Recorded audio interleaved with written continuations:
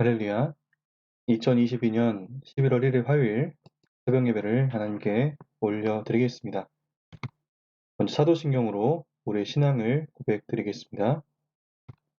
나는 전능하신 아버지 하나님, 천지의 창조주를 믿습니다. 나는 그의 유일하신 아들, 우리 주 예수 그리스도를 믿습니다.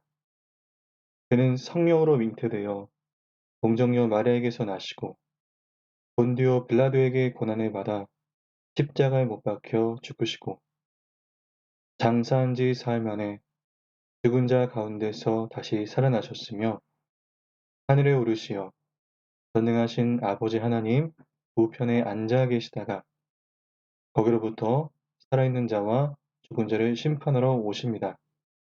나는 성령을 믿으며 거룩한 공교회와 성도의 교제와 죄를 용서받는 것과 몸의 부활과 영생을 믿습니다.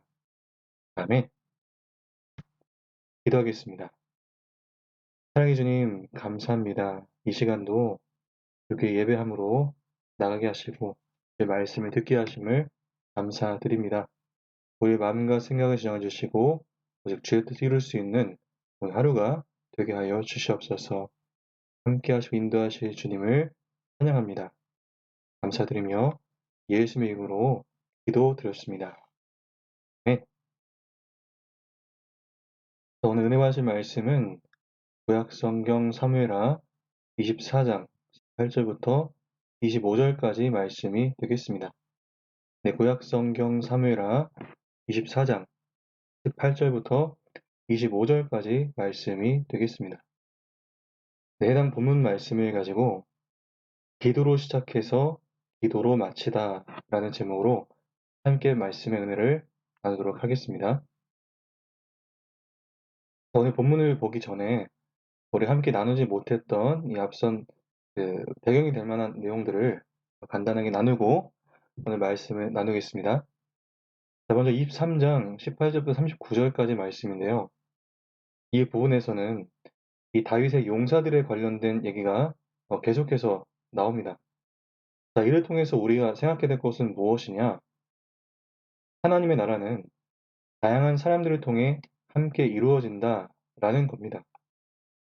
한 사람을 통해서 이루어지는 것이 아니라 많은 사람들과 연합함으로 하나님의 나라가 이루어진다라는 것이죠.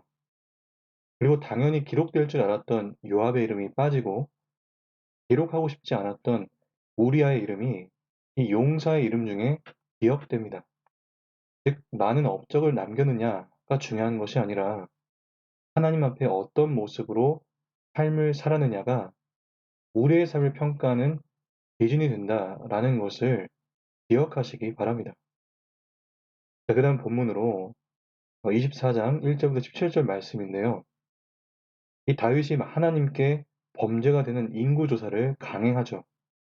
자, 그것으로 인한 징계로 하나님이 이스라엘 백성 7만 명을 죽이시는 내용이 담겨 있습니다. 자, 여기서 우리가 생각해야 될 점은 무엇이냐? 하나님께서 다윗을 부추기고 계셨다라는 점입니다.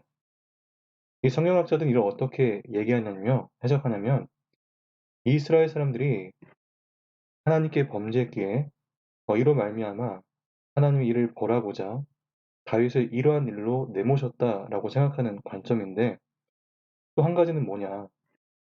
인구조사를 하는 것이 왜 죄인가라는 것인데요. 그것이 궁금해질 수가 있죠. 이는요, 다윗이 하나님을 의지하는 것이 아니라 자신의 힘이 얼마나 되는지를 확인하려 했던 일이었다라는 것이죠. 즉, 전쟁과 승리의 근원 대신은 하나님이 아니라 세상의 힘과 자신의 권력을 바라보고 의지하는 것이기 때문에 이것이 하나님 앞에 죄가 된다라는 것입니다. 자, 오늘 말씀은 이 말씀에서 이어지는 본문으로서 이 다윗이 아라우나의 타작마당에서 이 제사, 그 예배함으로써 하나님의 용서를 받는 그 내용이 기록되어 있는데요.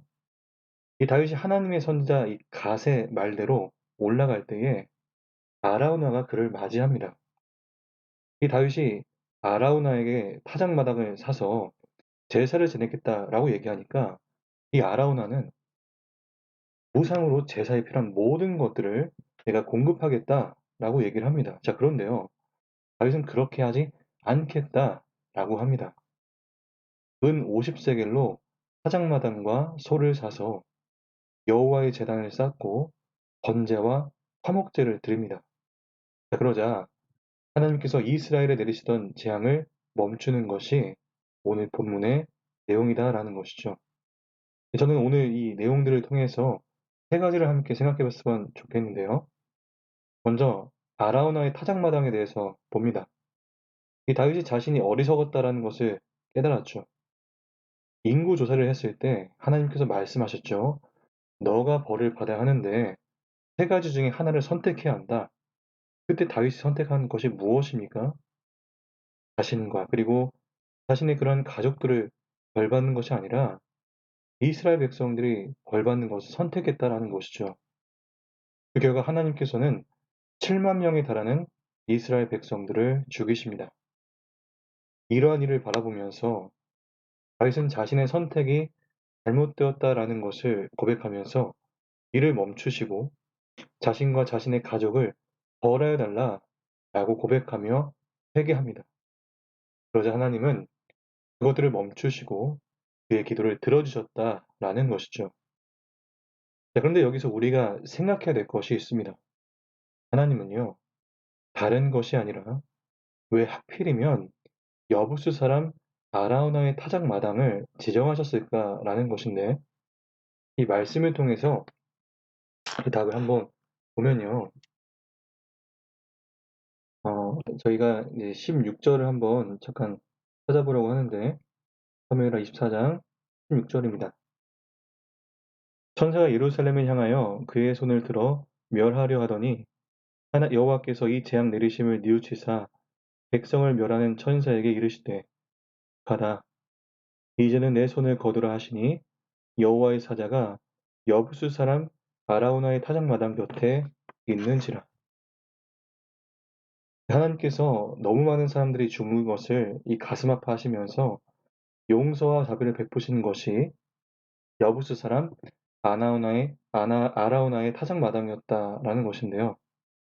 그래서 이곳은 이스라엘 백성들에게는 하나님의 은혜를 경험하는 곳이 되었다라는 것입니다.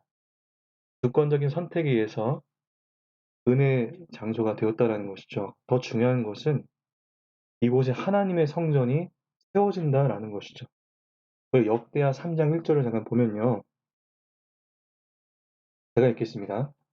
솔로몬이 예루살렘 모리아산에 여호와의 전 건축하기를 시작하디 그곳은 전에 여호와께서 그의 아버지 다윗에게 나타나신 곳이요 여부스 사람 오르난의 타작마당에 이 다윗의 정한 곳이라. 자, 그래서 성전은요 하나님의 용서와 자비 그리고 우리를 향한 하나님의 은혜가 가득한 곳이 되는 것입니다. 자, 그리고 솔로몬은 성전을 건축하고 하나님께 이렇게 고백을 했죠. 열왕기상 8장 30절입니다.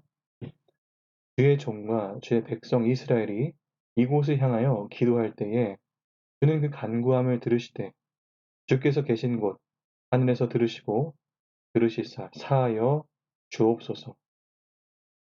하나님의 성전에서 하나님의 은혜를 구합니다. 그러니까 하나님께서 이렇게 약속을 하시죠. 자, 역대하 7장 14절부터 16절을 제가 읽겠습니다. 내 이름을 일컫는 내 백성이 그들의 악한 길에서 떠나 스스로 낮추고 기도하여 내 얼굴을 찾으면 내가 하늘에서 듣고 그들의 죄를 사하고 그들의 땅을 고칠지라. 이제 이곳에서 하는 기도에 내가 눈을 들고 귀를 기울이니 이는 내가 이미 이 성전을 택하고 거룩하게 하여 내 이름을 여기에 영원히 있게 하였습니다. 내 눈과 내 마음이 항상 여기에 있으리라. 그렇게 우리에게 은혜와 자비를 베푸시는 이 성전 앞에 나아가서 우리가 기도하고 내 용서를 받고 하나님을 경험해야 한다는 것입니다. 성전은요, 하나님의 은혜, 우리를 향한 용서와 자비가 가득한 곳, 그것이 하나님의 성전이라는 것입니다. 그 기쁨을 모두 누리는 사랑하는 예천기지기 성도님들 되시기를 간절히 축원해 드립니다. 두 번째로 이 대가를 지급하는 다윗인데요. 하나님의 말씀에 따라 이 아라우나의 타작마당에 제단을 쌓으려던 다윗은요. 아라우나가 먼저 그 앞을 나가섭니다. 그 다윗에게 필요한 모든 것들을 다 제공하겠다라고 했지만 다윗은 그에게 이렇게 대답을 하죠. 24절을 봅니다. 왕이 아라우나에게 이르되 그렇지 아니하다. 내가 값을 주고 내게서 살이라. 값 없이는 내 하나님 여호와께 번제를 드리지 아니하리라 하고 다윗이 은 50세겔로 타작마당과 소를 사고 자, 이렇게 다윗은요. 은 50세겔로 타작마당과 소를 사서 하나님께 예배합니다. 그리고 역대상 21장 25절의 기록을 보시면 그 후에 그 주변 지역 전체를 은 600세겔로 구매하는 것을 확인할 수가 있는데 이렇게 다윗은요. 하나님께 드릴 예물에 대해 분명한 대가를 지불하고 예배를 드렸다라는 것을 말씀을 통해서 확인할 수가 있습니다. 성경은 우리에게 이렇게 말씀하시는데요. 마태복음 6장 21절을 봅니다. 내 보물 있는 그곳에는 내 마음도 있느니라. 즉 다윗은요. 하나님 앞에 드리는 그 예배에 자신의 마음을 담았다라는 것이죠. 그냥 하나님이 하라고 하니까 몸만 가서 뭐 대충 예배를 드리는 그런 것이 아니라 이 대가를 지불하면서 마음을 담아서 신령과 진정으로 하나님 앞에 예배했다라는 것. 그렇게 성경은 증거하고 있습니다. 여러분, 여러분은 하나님 앞에 드리는 예배에 그 마음을 담고 계십니까? 아니면 습관에 따라서 아무런 감동, 감정 없이 때로는 억지로 그분 앞에 나아가서 예배하고 있지는 않습니까? 다윗의 모습을 닮아 하나님 앞에 신령과 진정으로 하나님을 예배하고 경험하는 우리 모두가 되기를 주님의 이름으로 축복합니다. 마지막 세 번째로 기도를 들으시는 하나님에 대한 부분인데요. 마지막 25절을 보겠습니다. 그곳에서 여호와를 위하여 제단을 쌓고 번제와 화목제를 드렸더니 이에 여호와께서 그 땅을 위한 기도를 들으시매 이스라엘에게 내리는 재앙이 그쳤더라. 자, 이렇게 사무엘하 말씀이 끝나는데요. 사무엘서는 이 사무엘상 사무엘하를 통칭하는 편이라고 했을 때 이 사무엘서는요. 하나님의 신실하심을 믿고 경배한 이 한나의 기도로 시작하는데 이 하나님의 신실하심을 믿고 하나님 앞에 기도하는 다윗의 기도로 끝마침을 한다라는 겁니다. 즉 기도로 시작해서 기도로 마치고 있다라는 것이죠. 우리의 삶도 마찬가지라는 겁니다. 우리의 삶 역시 하나님을 향한 기도로 시작하고 끝나야 한다라는 것이죠.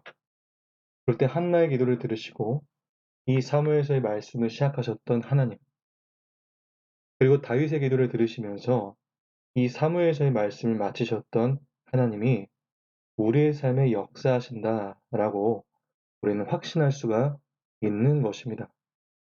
사무엘은 이렇게 얘기했죠. 사무엘상 12장 23절을 봅니다.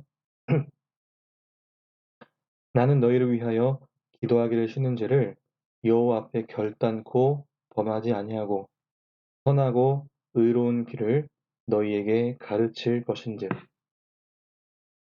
기도를 쉬는 죄를 범하지 않는다. 기도가 그만큼 중요하다고 사무엘서는 지금 우리에게 말씀하는 것입니다. 정말 염려하지 않고 여러분 기도하고 계십니까? 쉬지 않고 기도하는 삶을 살아가는 이 주의 모든 자녀들이 되기를 축복합니다. 제가 내일부터는 이 다니엘서를 함께 묵상하게 될 텐데요. 허락하신 은혜들 속에 또 깨닫게 하시는 그런 응답하심이 있기를 오늘을 축복합니다. 기도하겠습니다. 하나님, 아, 저희가 이 말씀을 보면서 다시 한 번 더 생각합니다. 주님,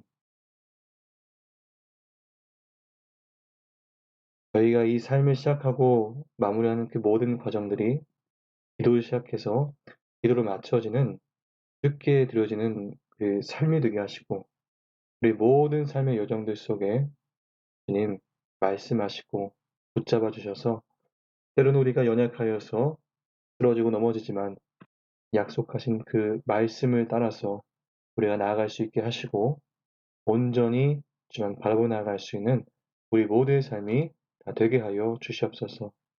오늘 하루의 삶 또한 주님께 맡기며 나아갑니다. 인도하시고 붙잡아 주시옵소서. 감사드리며 이 모든 말씀을 우리를 원하신 예수의 이름으로 기도드렸습니다. 아멘. 주기도문으로 모든 예배를 마치겠습니다. 하늘에 계신 우리 아버지, 아버지 이름을 거룩하게 하시며 아버지 나라가 오게 하시며 아버지 뜻이 하늘에서와 같이 땅에서도 이루어지게 하소서. 오늘 우리에게 이러한 양식을 주시고 우리가 우리에게 잘못한 사람을 용서하여 준 것 같이 우리 죄를 용서하여 주시고 우리를 시험에 빠지지 않게 하시고 악에서 구하소서. 나라와 권능과 영광이 영원히 아버지의 것입니다. 네. 우리 각자의 자리에서 이 네 가지 기도적 놓고 기도하실 때에 응답하시고 말씀하실 줄 믿습니다. 우리 시간 함께 기도함으로 나가겠습니다. 기도하겠습니다.